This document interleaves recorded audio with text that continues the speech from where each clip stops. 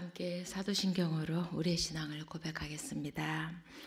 전능하사 천지를 만드신 하나님 아버지를 내가 믿사오며 그 외아들 우리 주 예수 그리스도를 믿사오니 이는 성령으로 잉태하사 동정녀 마리아에게 나시고 본디오 빌라도에게 고난을 받으사 십자가에 못 박혀 죽으시고 장사한 지 사흘 만에 죽은 자 가운데서 다시 살아나시며 하늘에 오르사 전능하신 하나님 우편에 앉아 계시다가 저리로서 산자와 죽은 자를 심판하러 오시리라.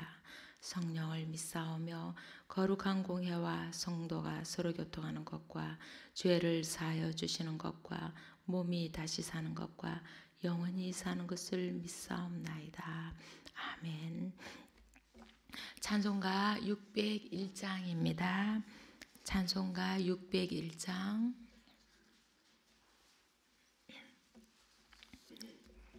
먼저 가사를 다 함께 읽어보겠습니다. 하나님이 정하시고 때가 되어 만남으로 믿음으로 준비시켜 깊은 사랑 고백하네. 말씀 위에 손을 얹고 축복으로 출발하니 하나님의 크신 사랑 감사하며 찬양하세. 예수님의 크신 은혜 가슴마다 감동 주어 서로 다른 마음들을 이해하고 감싸주네.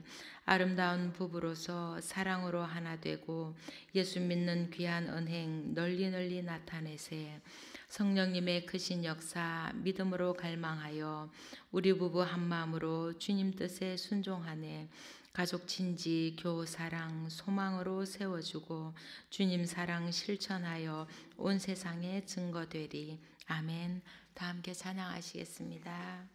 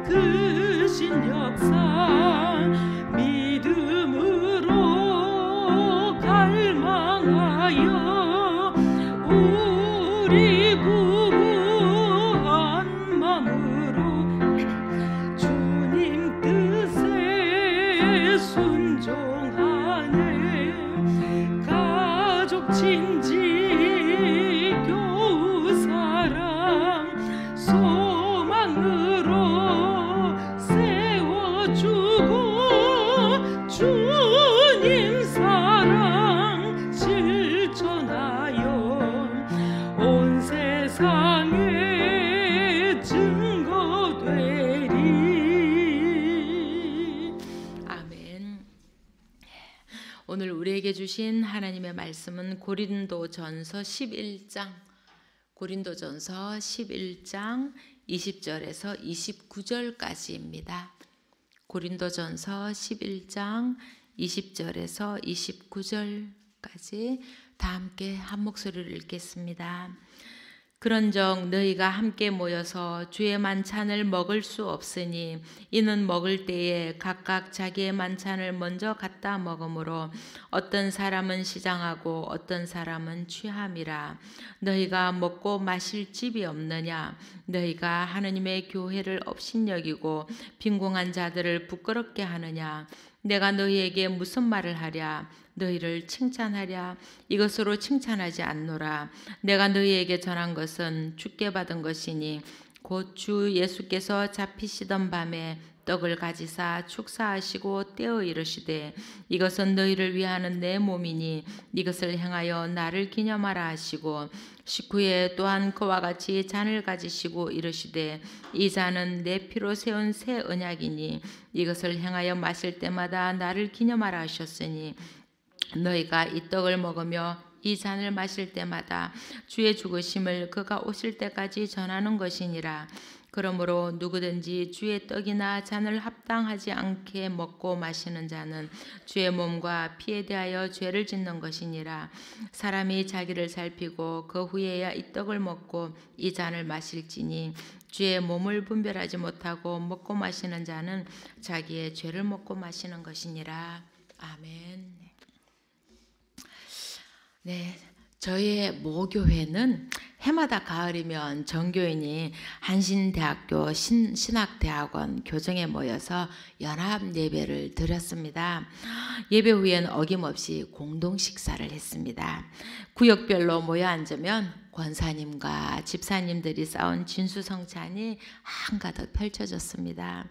성가대에 서기 위해 아침 일찍 아이들을 챙겨 나오느라 분주했던 저는 항상 빈손이었지만 티나지 않게 제 앞자리에는 음식이 수북히 쌓였습니다. 이 구역 저 구역 돌아다니며 가정마다의 솜씨를 맛보는 재미도 쏠쏠했습니다. 작년에는 어떤 권사님의 음식이 참 맛있었다고 추억을 나누기도 하며 희낙낙 참으로 즐거운 시간을 보냈습니다. 이 시간은 저의 허기진 배를 채워주기도 했지만 저의 빈 마음을 채워주기도 했습니다. 시어머니 가신 이후로는 김장김치며 어머니의 손맛을 못 보고 살던 제게 어머니의 손맛과 넉넉한 마음을 맛볼 수 있는 시간이었습니다. 그렇게 저는 마음에 배가 불렀고 우리 교회의 일원인 것이 정말 좋았습니다. 그런데 고린도 교회는 그렇지가 못했나 봅니다. 바울 당시에 고린도는 수십만 명이 살아가고 있었고 상업이 발달하고 정치적으로도 중요한 대도시였습니다. 재물과 신분 상승을 희망하며 많은 사람들이 몰려들었습니다. 그런 고린도는 개인주의가 팽배했고 신분에 대한 강박관념과 경쟁이 심했습니다. 그러다 보니 신분의 격차는 점점 더 심해졌고 경쟁 구도에서 상대방을 뛰어넘기 위해 수단과 방법을 가리지 않았던 그런 장사꾼들로 들끓었습니다. 부유한 자들은 가난한 자들을 착취했고 시민들의 복지에는 어떤 관심도 없었습니다. 참으로 냉혹한 사회였던 것이지요. 그런 가운데 교회라고 해서 별반 다르지 않았던 것입니다. 신앙을 가지고 모였던 사람들도 그 사회의 풍속에 물들어 있었던 것입니다. 바울은 그런 고린도 교회가 주님의 교회로 바로 서기를 바라는 간절한 마음을 담아서 편지를 썼던 것입니다. 오늘 본문인 11장 후반부는 고린도 교회의 교인들이 행한 성만찬에 대해서 쓰고 있습니다. 바울은 먼저 주의 만찬에서 부자와 가난한 자들 사이에서 생기는 부적절한 갈등과 소외에 대해서 책망한 후에 주의 만찬 제정에 대한 예수님의 말씀을 언급하고 고린도 교회가 주님의 말씀과 불일치하는 것을 지적하고 있습니다. 그리고 고린도 교회의 교인들이 주의 만찬 전성에 따라 실천하라고 강력히 요구하고 있는 것입니다. 초대 교회 때에는 예배 때마다 성찬을 했습니다. 각자가 집에서 음식을 싸가지고 교회에 모여서는 애찬을 한 후에 성찬을 나누었던 것입니다. 그런데 일을 끝내고 저녁에 모이다 보니 종을 부리며 넉넉히 사는 부유한 사람들은 제 시간에 음식을 넉넉히 싸와서는 시장한 김에 그들끼리 모여서 식사를 하였던 것입니다. 그러나 주인의 일을 다 해주고 와야 하는 종이나 가난한 사람들은 자신들의 일을 끝내고 부랴부랴 오느라 또한 가난하였기에 저녁 식사를 싸올 수가 없었습니다. 저녁도 못 먹고 노동에 지친 그들은 부자들이 싸온 음식은 손도 못 대어보고 고픈 배를 움켜쥐고 예배를 드려야 했습니다. 많이 먹어 트림하는 사람들, 술에 취해 얼굴이 붉어진 사람들 속에서 꼬르륵거리는 배를 움켜쥔 가난한 사람들은 창피하고 모멸감마저 느꼈을 것입니다. 그렇게 마음이 상한 그들이 해결되지 않은 마음으로 예배를 제대로 드릴 수도 없었을 것이고 성찬을 제대로 받을 수도 없었을 것입니다. 성찬은 주님의 임재를 경험하게 합니다. 성찬을 받는다는 것은 주님의 살과 피를 나누는 것이요, 그리하여 주님과 한 몸이 되는 가장 은혜로운 시간입니다. 그런 성찬을 함께 나누며 그들 모두가 주님과 연합하는 시간인 것입니다.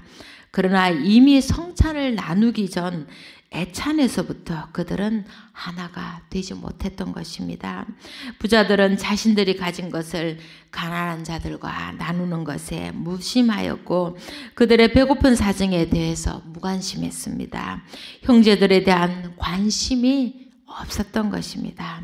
주님의 이름으로 모였지만 이웃을 사랑하라는 주님의 말씀을 저버리고 자신의 입에만 음식을 넣기에 바빴던 것입니다. 예수님께서 당신의 몸을 바쳐 허무신 벽을 자신이 가진 경제적 조건으로 다시 쌓았던 것입니다. 부자도 없고 가난한 자도 없고 상처받은 사람도 없고 슬픔도 없고 비교도 없는 것이 하나님 나라입니다. 그런 하나님 나라를 앞당겨 살아가는 곳이 바로 교회인 것입니다. 그리고 천국을 미리 맛보는 것이 바로 성찬인 것입니다.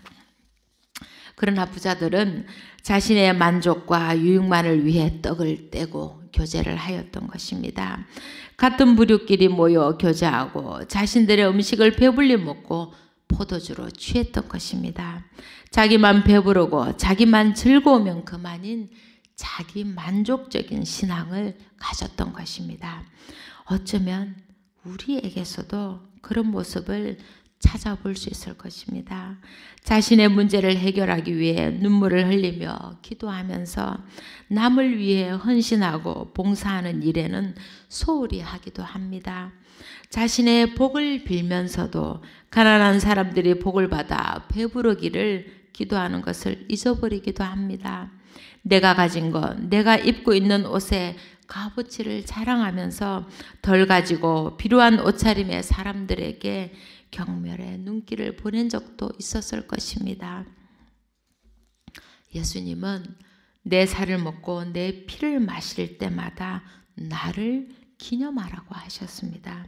우리가 성찬을 받을 때마다 그 떡이 진정 나를 위해 찢기신 주님의 살이요, 잔을 받을 때마다 나를 위해 흘리신 피라는 것을 기억해야 합니다. 그 살이 왜 찢기셨는지, 왜 그 피를 흘리셨는지 기억해야 합니다. 예수님이 자신을 위해서 그런 고통을 당하셨을까요? 아닙니다. 바로 우리를 위해서입니다. 우리가 부자라서, 우리가 잘나서, 우리가 잘생겨서 그렇게 하셨을까요?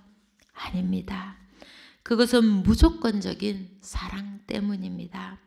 예수님은 아무 조건 없이 그저 사랑하는 마음으로 그렇게 우리를 위해 살과 피를 다 주셨습니다.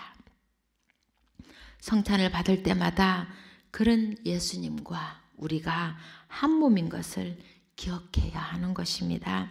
우리가 바로 예수님을 모시고 사는 성전인 것입니다. 성찬을 받을 때마다 우리는 그렇게 주님의 몸으로서의 삶을 제대로 잘 살아냈는지 돌아보아야 합니다. 그리고 다시 한번 성찬을 통하여 주님의 몸으로서 다시 잘 살아가겠다고 결단을 하여야 하는 것입니다. 예수님이 허무신 그 벽을 다시 쌓는 사람이 아니라 벽을 허무는 사람으로 형제 자매를 향해 닫힌 문이 아니라 활짝 문을 여는 사람으로 살아야 하는 것입니다. 주님의 삶이 우리를 통해 다시 이 세상에 실현되어야 하는 것입니다. 성찬은 그렇게 주님처럼 살겠다고 결단하는 자리인 것입니다.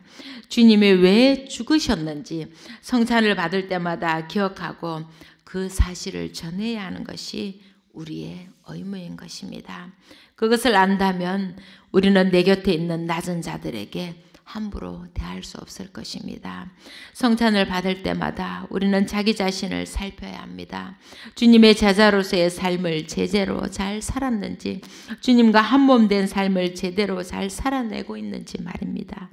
만약 그렇게 살지 못했다면 우리는 회개해야 합니다. 그리고 다시 주님과 한몸이 되어 주님의 성전답게 잘 살겠다고 결단해야 합니다.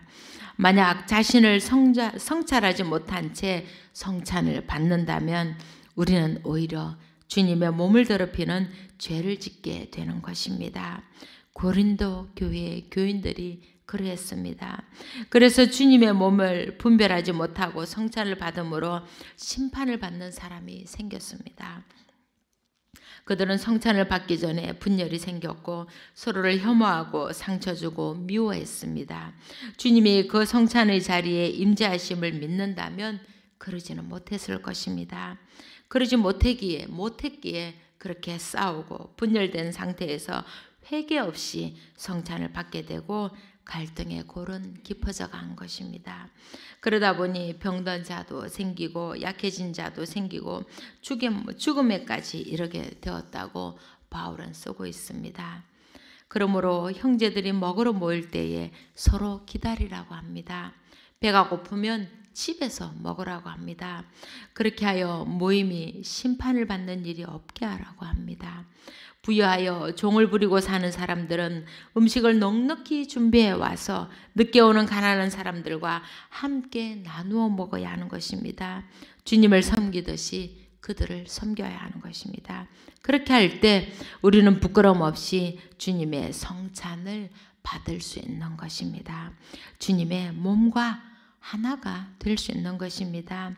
성찬은 값없이 거저주시는 은혜를 기억하는 자리요, 그 은혜를 마음껏 누리는 자리입니다. 그렇게 감사함으로 은혜를 기억하고 또한 그 은혜를 혼자 받아 누리지는 않았는지 회개하고 다시 한번 은혜 받은 자로서의 삶을 살 것을 다짐하는 자리인 것입니다. 그렇게 은혜 받는 것에 감격하며 그 은혜를 나누는 공동체가 바로 교회인 것입니다. 이처럼 교회가 서로의 은혜를 나누는 공동체가 될 때 한 생명을 살리는 일을 감당하게 됨을 기억해야 할 것입니다. 제가 바로 그 은혜를 나누는 교회 공동체에 감동받아 변화된 장본인임을 고백합니다. 저는 40이 넘어서 신학을 하여서 평신도의 시간이 길었습니다. 인생에 부침이 많은 제게 교회는 언제나 가장 좋은 안식처요, 가장 이해받는 곳이었습니다. 교회는 언제나 저를 품어주었고 저의 필요를 살펴주었고 상처받지 않도록 배려해 주었습니다. 주일에 교회에 가서 예배하고 찬송하고 교우들과 함께 신나게 놀고 나면 다시 한 주일을 살아갈 힘이 생겼습니다. 세상에선 함께하길 꺼리는 말썽꾸러기 아이가 가장 사랑받는 곳도 교회였고 꿈을 꿀 수 있도록 힘을 준 곳도 교회였습니다. 그래서 저는 교회란 늘 사랑이 많은 곳이요, 아픈 사람을 감싸 안고 덜 가지거나 부족한 사람을 언제나 안아주고 격려해주며 나누는 곳이란 생각을 가지고 살았습니다. 그래서 신앙이 좀 부족하여도 교회에 속해 있는 것이 행복했고 나도 그렇게 사랑을 나누는 사람으로 성장해야겠다는 생각을 가지게 되었던 것입니다. 교회는 바로 그런 곳입니다. 그렇게 주님이 주신 은혜를 나누며 부족한 이들을 채워주려고 애쓰는 곳이 교회인 것입니다.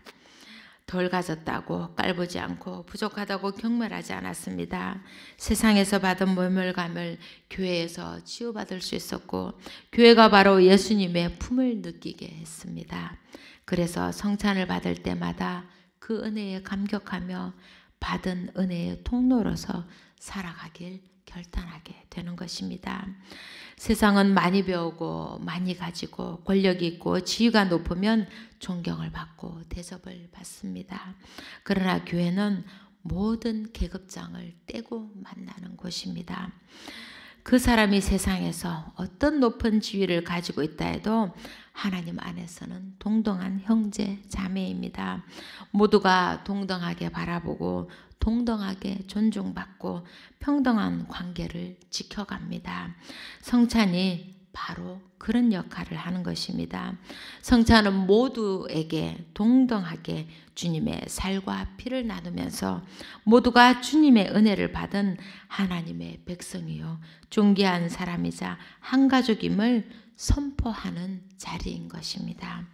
바울은 주님이 가르쳐 주신 성찬의 의미를 잃어버린 고린도 교회가 다시 하나가 되기를 원했습니다. 성찬을 통해 모두가 다 존귀한 하나님의 백성으로서 서기를 하나님의 백성으로서 서로를 바라보기를 원했던 것입니다. 우리 교회는 매해 3차례의 성찬식을 하였지만 내년부터는 횟수를 늘릴 예정입니다.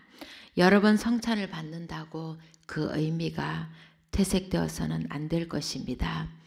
또한 개인적인 감동으로 끝나버려서도 안 될 것입니다. 주님과 한몸 된 삶을 제대로 살아왔는지 돌아보고 그렇지 않았다면 회개함으로 새로워져서 성찬을 받아야 할 것입니다. 그렇게 주님의 몸을 모신 몸으로 세상에 나가 주님의 사람으로서 주님의 원하시는 삶을 살아내어야 할 것입니다. 그리하여 늘 성찬을 통해 새로워지는 우리가 되기를 원합니다. 주님과 하나 되는 그 시간에 온 교회가 하나가 되기를, 온 교가 귀한 주님의 사람으로 새로워지기를 원합니다. 그렇게 우리 교회가 주님이 보시기에 아름다운 교회가 되기를 간절히 기도합니다. 기도하겠습니다. 사랑의 하나님, 감사합니다. 새로운 하루, 새로운 한 주를 허락하시고 예배로 시작하게 하시니 감사합니다. 오늘은 주님의 살과 피를 묵상했습니다. 매번 습관처럼 받은 성찬이었기에 새로워지지 못하였고 삶의 모습이 변하지 못했음을 고백합니다. 성찬받은 몸이면서도 내 이웃의 아픔을 외면했고 내 이웃의 사정을 알려고 하지 않았고 내 이웃의 필요를 무시했습니다. 주님, 제 죄를 용서하여 주옵소서. 싸우고 부딪히고 미워하고 시기 질투하면서도 그것을 감사하는 채 주님의 살과 피를 먹고 마셨습니다. 주님, 저의 죄를 용서하여 주옵소서. 내 곳간을 채우기에 바빴고 내 가족을 챙기기에만 몰두하였습니다. 많이 가진 것은 나누라는 것임을 잊어버리고 더욱더 움켜쥐기만 했습니다. 세상에 한정된 자원 가운데 내가 더 가지면 남이 덜 가지게 됨을 생각하지 못했습니다. 주님, 저의 죄를 용서하여 주옵소서. 주님의 살과 피가 나 개인의 구원만을 위한 것이 아님을, 온 세상의 구원을 이루기 위함임을 잊고 살았습니다. 주님, 저희의 죄를 용서하여 주옵소서. 이제는 주님의 살과 피를 먹고 마실 때마다 주님의 그 죽으심을 기억하고 주님의 뜻을 되새기게 하옵소서.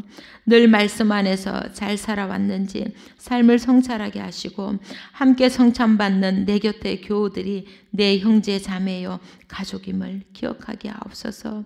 그래서 주님이 사랑하셨듯이 저희도 사랑하게 하옵소서. 주님이 희생하셨듯이 저희도 희생하게 하옵소서. 그리하여 진정으로 주님과 하나가 되게 하옵소서. 모든 것 주심에 감사하며 이 모든 말씀 우리 주 예수 그리스도의 이름으로 간절히 기도하옵나이다. 아멘. 하늘에 계신 우리 아버지여, 이름이 거룩히 여김을 받으시오며 나라에 임하옵시며 뜻이 하늘에서 이룬 것 같이 땅에서도 이루어지이다. 오늘날 우리에게 일용할 양식을 주옵시고 우리가 우리에게 죄 지은 자를 사하여 준 것 같이 우리 죄를 사하여 주옵시고 우리를 시험에 들게 하지 마옵시고 다만 악에서 구하옵소서. 대개 나라와 권세와 영광이 아버지께 영원히 있사옵나이다. 아멘.